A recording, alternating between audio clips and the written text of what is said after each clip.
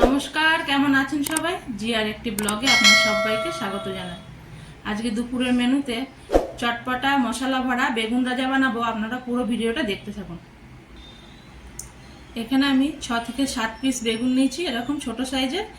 আর এখানে 6 থেকে 7 পিস ছোট সাইজের আলু নিয়ে নিয়েছি। আর এখানে ছোট ছোট পেঁয়াজ নিয়ে নিয়েছি 4 থেকে 5 পিস। আর এখানে 4টে টমেটো নিয়ে নিয়েছি। চলুন বানানো শুরু করি। এবার আমি তরকারিগুলো কেটে পরিষ্কার করে নেব। আর বেগুনগুলো কিন্তু আমি এইভাবে কাটবো। আর এখানে আমি বুটা সুদ দিয়ে এইটুকুনি ডানটি আমি কেটে ফেলবো।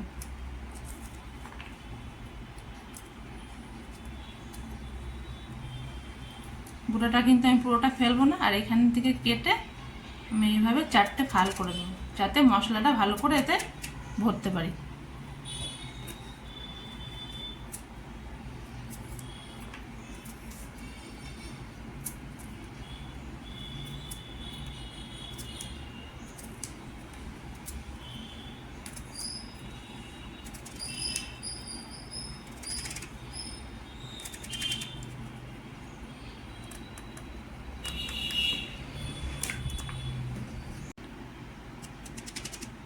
বেগুন আমার কাটা হয়ে গেছে। এবারে একইভাবে আমি আলুগুলো কিন্তু ছুলে ভালো করে কেটে নেব।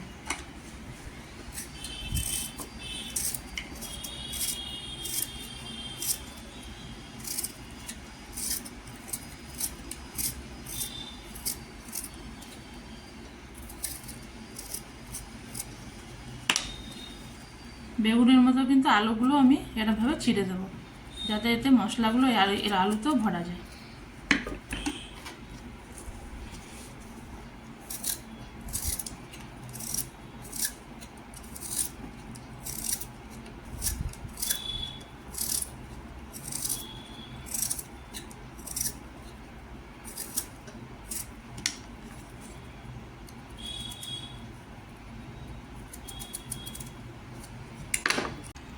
বেগুনের ভিতরে যে মশলাটা ভরবো সেই মশলার পুরটা রেডি করে নিই। এখানে আমি 1 কাপ চিড়ে নিয়ে নিয়েছি। চিড়েটা আমি এখন ভিজিয়ে দেবো, ভিজিয়ে ভালো করে ধুয়ে নেব চিড়েটা।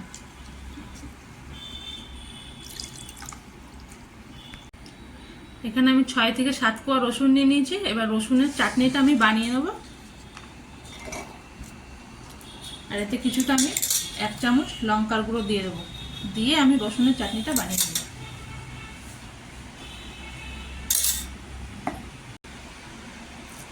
চাটনি কিন্তু আমার রেডি হয়ে গেছে। আর এখানে যে আমি চিড়েটা ভিজিয়ে রেখেছিলাম সেটা একদম নরম হয়ে গেছে। এবার মশলাটা রেডি করে নেব। এই চিড়ের মধ্যে আমি 3 থেকে 4 চামচ বেসন রেখেছিলাম, সেটা এখন দিয়ে দেবো।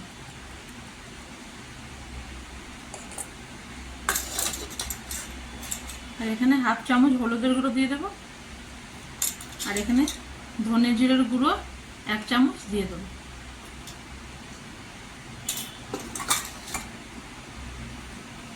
আর স্বাদ অনুযায়ী 1 চামচ লবণ দিয়ে দেবো।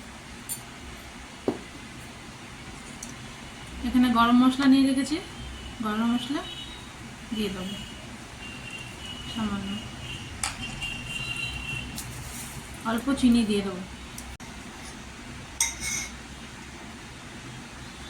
আর এখানে যে রসুন আর লঙ্কার চাটনিটা করে রেখেছিলাম সেটা এখন 1 চামচই দিয়ে দেবো।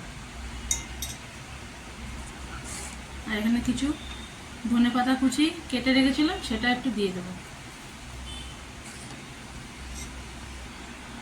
আর এখানে আমি অর্ধেক লেবু কেটে রেখেছিলাম, লেবুর রসটা এবার দিয়ে দেবো।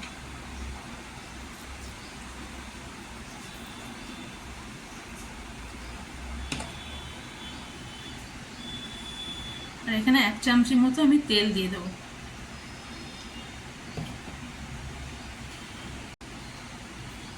এবার মশলাগুলোকে আমি ভালো করে হাত দিয়ে মেখে নেব।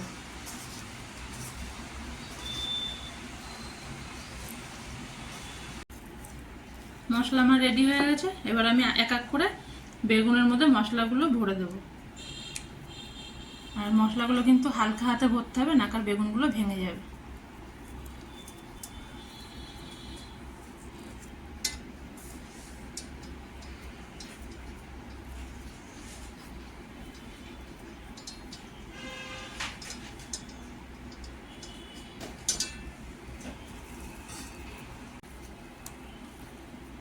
বেগুন আমার ভরা হয়ে গেছে।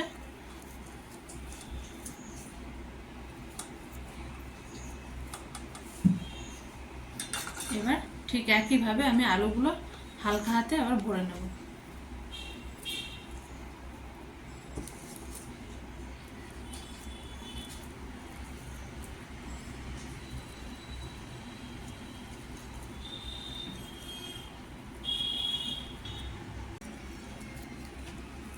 আলুগুলো ভরা হয়ে গেছে। এবার আলু, বেগুন আর পেঁয়াজগুলো আমি একসাথে ভাপ দিয়ে নেব। আমি এখানে একটা ইডলি মেকারের মধ্যে জল গরম বসিয়ে দিয়েছি। এবার আস্তে আস্তে বেগুনগুলো আমি এতে ভাপ দিতে বসিয়ে দেবো।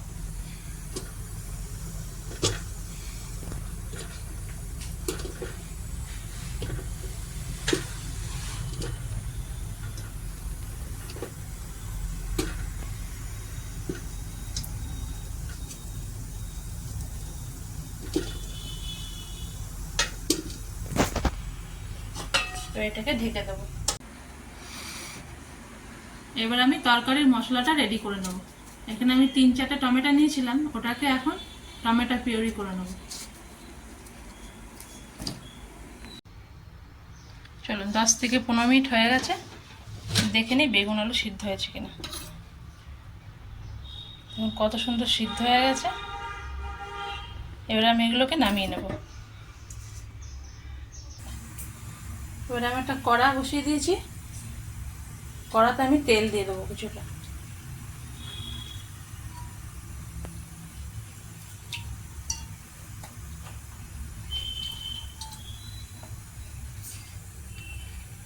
তেল আমার গরম হয়ে গেছে।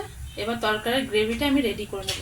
আর এখানে আমি তেলে 1 চামচ, ছোট 1 চামচ আমি হিং দিয়ে দেবো। আমি 4টে টমেটো পিউরি করে রেখেছিলাম, সেটা এখন দিয়ে দেবো।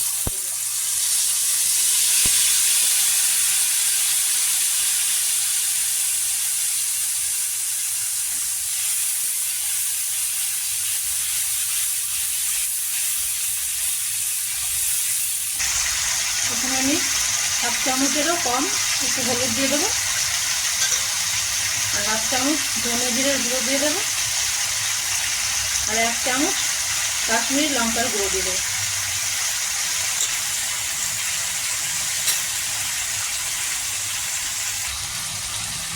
এখানে আমি বেগুনের ভিতরে যে মশলাটা করেছিলাম, সেই মশলাটা আমি কিছুটা রেখে দিয়েছিলাম, সেই মশলাটা এখন এতে দিয়ে দেবো।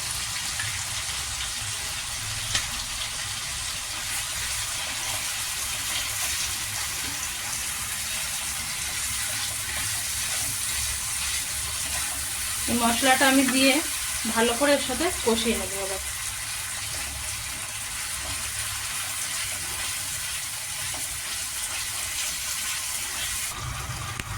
আমি স্বাদ অনুযায়ী একটু লবণ দিয়ে দেবো, যেহেতু মশলাতে লবণ দেওয়া ছিল, আপনারা দেখে দেবেন লবণটা।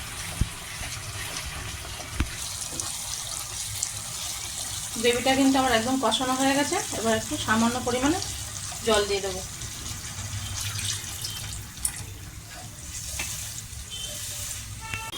এবার আমি কিছুক্ষণের জন্য ঢেকে দেবো। আমার তরকারির গ্রেভিটা কিন্তু ফুটে গেছে। এবার আস্তে আস্তে বেগুন আলুগুলো দিয়ে দেবো।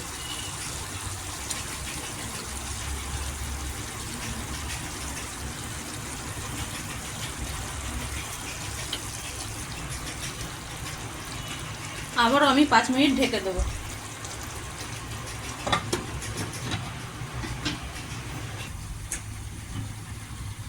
পাঁচ মিনিট হয়ে গেছে, ঢাকনা খুলে দেবো। দেখুন তরকারি আমার রেডি হয়ে গেছে। এখন ধনেপাতা কুচি দিয়ে দেবো উপর থেকে।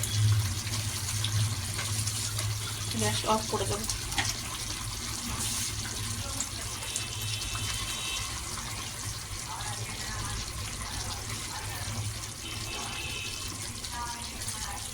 চটপটা মশলা ভরা বেগুন ভাজা কিন্তু আমার রেডি হয়ে গেছে। আমার এই রেসিপিটা আপনাদের যদি ভালো লেগে থাকে, তাহলে একটা লাইক করবেন, শেয়ার করবেন, আর আমাকে কমেন্ট করে জানাবেন কেমন হয়েছে। আর আমার চ্যানেলটাকে একটা সাবস্ক্রাইব করবেন।